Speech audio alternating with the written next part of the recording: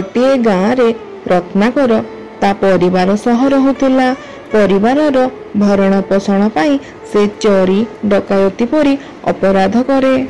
राति रे पाख गाँ गुड़ाकरू आउ दिन बेले पाख जंगल रे जाउथिबा लोक मानंकु डराई धमकाई तांको पाखरू सबु जिनिस लुटि निए। दिन रे भी लोक माने पाख जंगल देई जीवा पाई भय करती। दिने नारद मुनि सेही रास्ता देई जाउथांती। रत्नाकर नारद मुनि को अटकाइला आउ धमकाइबा आरंभ कला। कहिला, तम पाखरे जहा मूल्यवान संपद अछि मते देई दियो, नचेत मु तुमको मारिदेवी। मुनि निर्भय रे कहिले, मो ब्रह्मचारी, मो पाखरे कौनसी मूल्यवान पदार्थ नहीं, केवल एही बीणा छड़ा। जदि एही बीणा तुमर कौनसी कामरे आसीबो तेबे तुमे नहीं जाई पारो। रत्नाकर मुनिक मुखरे जमा हेले ता प्रति भय देखि पारिला नाही। आउ संकोचरे पचारिला, आपणଙ୍କୁ कौन मते देखि भय आसु नाही? मु आपणଙ୍କୁ हत्या मध्य करि पारे। नारद मुनि कहिले, मते मोर ए जीवन प्रति भय नाही, कारण मु मो जीवन को भगवानଙ୍କ निकटरे समर्पि देइछि। किंतु तुम मुखरे मु तुम जीवन प्रति भय को देखि पारुछि। नारद मुनि पुणी कहिले, तुमे चोरी डकायती परी अपराध कौन पाई करुछ? रत्नाकर उत्तर देला, मोर परिवारर भरण पोषण पाई मु चोरी डकायती करुछि।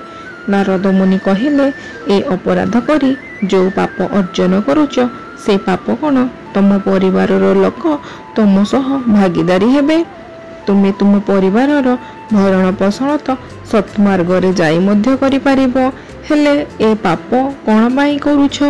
जाओ पचारिबो तुम परिवार लोकंकु, सेमाने कौन तुम पापर भागीदारी हेबे।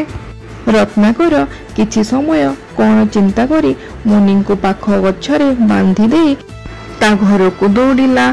ता स्त्री को सबु कथा कहिला आउ पचारिला, तुमे कौन मो पापर भागीदारी हबो? ता स्त्री कहिला, ना ना, मु तुम पापर भागीदारी हेबी नाही। परिवारर भरण पोषण दायित्व तुमर, आउ तुम परिवारर सुख दुख बुझिबा दायित्व मोर। मु तुम सुख दुखर भागीदारी हेबी, किंतु तुम पापर नुहे। यह शुणी रत्नाकर बापंको पाखकु गला आउ पचारिला, बापा तुमे कौन मो पापर भागीदारी हबो? ता बापा कहिले, ना, मु तुम पापर भागीदारी हेबी नाही। तुमे पुत्र हबार कर्तव्य करुछ आउ मो सेवा करुछ, तेणु मु तुमर पापर भागीदारी हेबी नाही। यह शुणी रत्नाकर नारद मुनि थिबा स्थान को दौड़ी गला आउ नतमस्तक होई गला मुनिଙ୍କ आगरे। कहिला, आपण किए?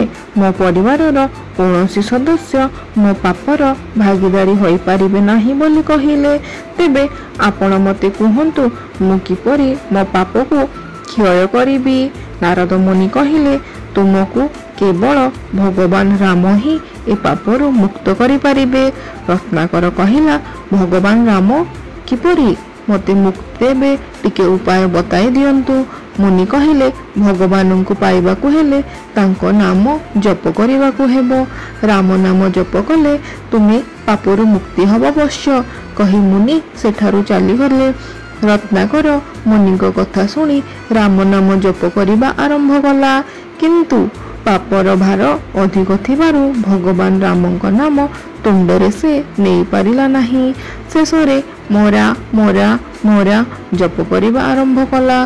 सत्य निष्ठार सह भगवानଙ୍କ नाम जप करिबारु मोरा मोरा राम नाम रे परिणत हैला। झड़ बतास को ध्यान न दे राम नाम जप करिबाकु लागिला।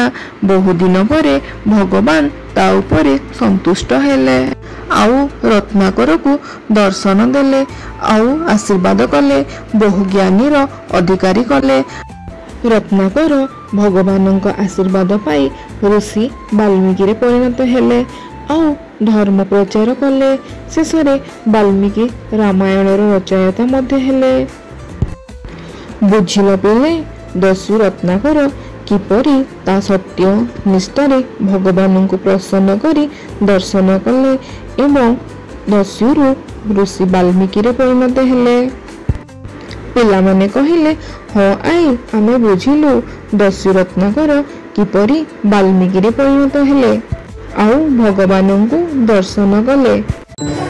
ଯଦି ଆପଣମାନଙ୍କୁ ଆମ ଆଈଙ୍କ ଗପ ଭଲ ଲାଗିଥାଏ ତେବେ ଲାଇକ୍, ସେୟାର ଆଉ ସବସ୍କ୍ରାଇବ୍ କରନ୍ତୁ। ଧନ୍ୟବାଦ।